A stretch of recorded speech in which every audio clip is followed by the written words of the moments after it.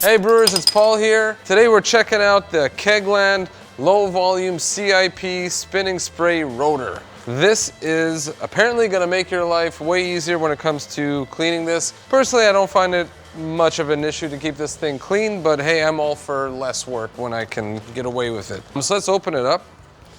I haven't tried this thing yet, and it just so happens that Brad's last Fucked Up Friday video, he brewed a beer and didn't clean the Brewzilla, so I got something to clean here. I did not brew today, unfortunately. So we get some silicone tubing, or silicone, say it however you want. This spinny thing, this is the part that's supposed to clean, and then I guess a barb to hook it all up. Keeping up in the KegLand fashion, no instructions. Here's the stuff, figure it out. Or I guess I'll figure it out for you. All right, barb screwed on. Shove that in there. So far, so good. And then we're gonna wanna take the silicone tubing off of the recirculation arm here. Easier said than done, apparently. There we go. We're gonna put this one on.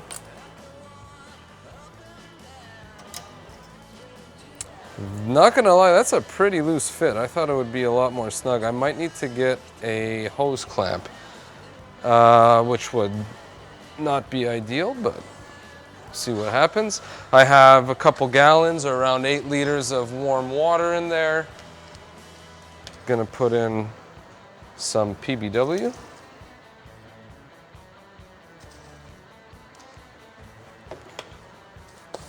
Give that a stir.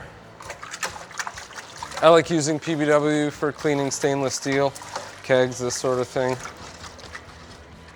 Okay, now I'm probably gonna wanna put on the lid, but I'm curious to see what's gonna happen. So don't try this at home until we see what happens, folks. Maybe I will start off at a slower speed.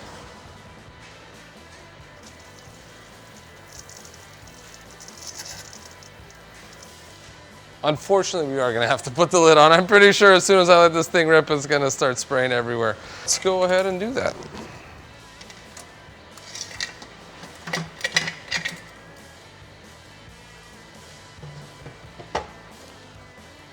This lid is pretty dirty. Let me see if I can find a cleaner one. Okay, this isn't my best work, but at least we can see through the lid now. So put that on. Make sure everything is secure and let it rip. And yeah, that would have sprayed me right in the face. It's not spinning though, so I wonder what that's all about. There we go. Oh yeah, it looks like it's getting everywhere. Pretty good. I was skeptical. This is like a $10, $12 piece. We're just gonna let her go for, I don't know, 20 minutes, come back and see how it looks. It's actually not bad. That's better than I thought. All right, so at some point, the tubing that it came with fell off and this was sitting in the bottom of the Brewzilla. So as I mentioned earlier, hose clamp would fix that problem. I decided instead, let me just turn this off here.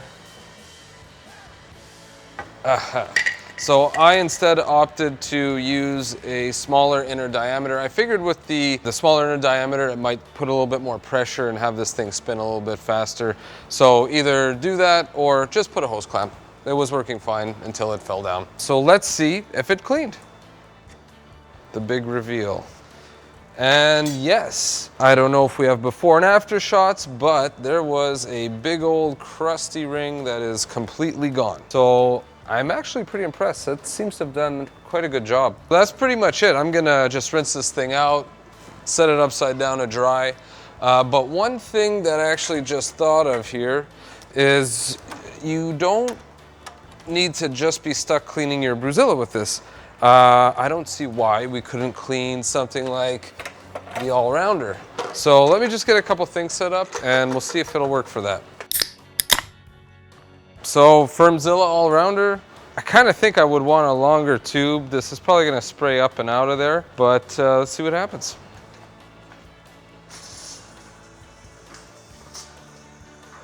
Oh. Yep, that would totally clean it. I mean, I'd probably want to like put a towel or something over here, or as I mentioned, just have a little bit longer silicone tubing. You just want something, you know, food grade, high temperature type thing. Not that you'd want to be putting boiling water into your Brewzilla, obviously. But you don't have to stop there. I mean, I bet you could clean a keg with it. Let's see what happens. I'll try to center that into the middle here. And let her rip. Let's see what happens.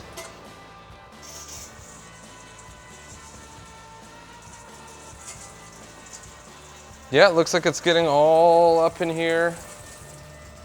Again, same thing, put a towel over it so it doesn't get water all over the place.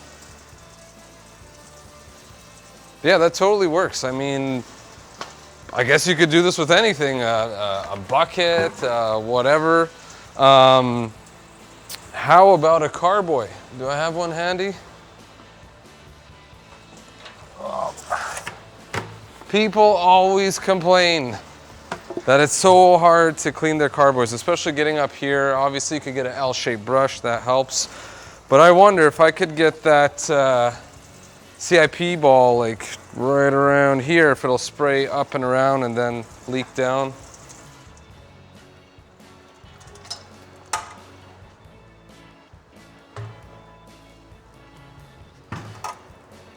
Okay, we want it a little higher.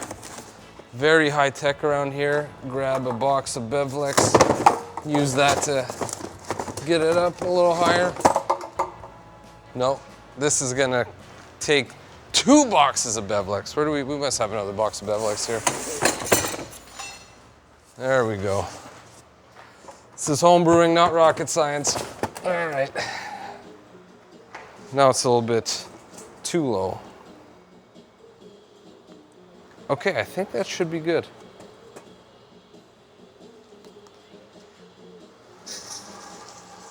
Then if it's not spinning, just give it a tap.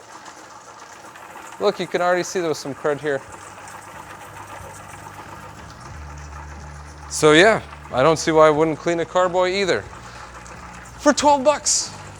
How can you go wrong? I was super skeptical. I didn't think this would work very well. But yeah, you could use it to clean your Brewzilla, your carboy, your all-rounder, your car, I don't know. Probably not your car, but if you figure out how to do that, please let me know. Anyway, I think that'll do it for this video. If you have any questions, please leave them down in the comments below. I try to answer every single one of them. And don't forget to like and subscribe to see more content like this. Cheers.